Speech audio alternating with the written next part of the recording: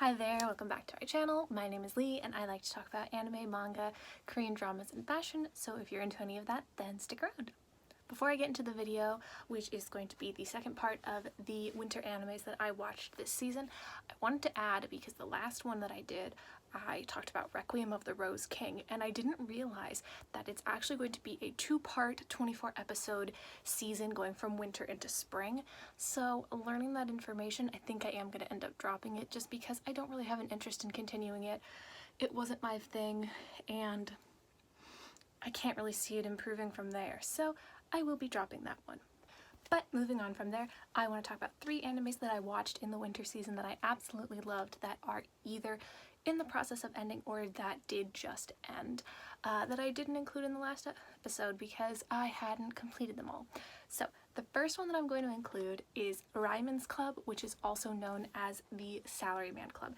Now, this is a badminton sports anime set in a drink company. So in Japan, it's not unheard of for drink companies or major companies to also sponsor like a sports team and that sports team to work for the company. So that's what this anime is about, and it's really, really good. I loved all of the characters. I loved the team. It gave me a lot of Haikyuu vibes, but adults working in the office, which I really, really loved, just because I'm not in high school, I'm moving farther away from that age, and I like seeing more adults in the sports anime world. So I don't know if it'll get a second season. I don't really know what's going on with it, but I would really love to see more animes like this. What I really liked about Ryman's Club was that it showed a balance between the sports side and the office side of things and how the team interacts in both aspects.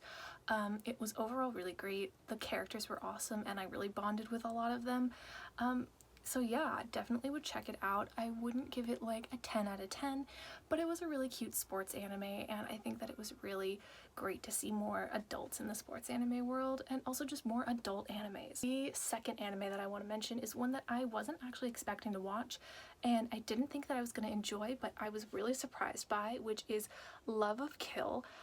I don't know if this has been granted or given a second season or a movie or anything like that, but I would love to see more of this show.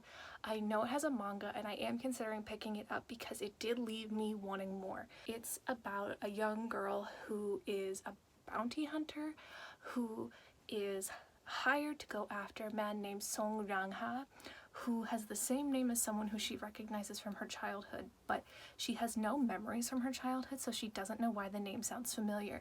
So she's really drawn to him, and he is an assassin. And the first time that he meets her, he asks her out on a date, but he doesn't know how to interact with women, so he's really awkward. Overall, I think this anime did a really good job of balancing the comedy and the action side of things. I often find that when a lot of animes try and make it comedic or add a little bit of comedic relief, it ends up being awkward, whereas in this I felt like they did a really good balance of just like throwing in little moments here and there that were just really charming or funny or just awkward that made you smile. The ending of this left me on such a cliffhanger.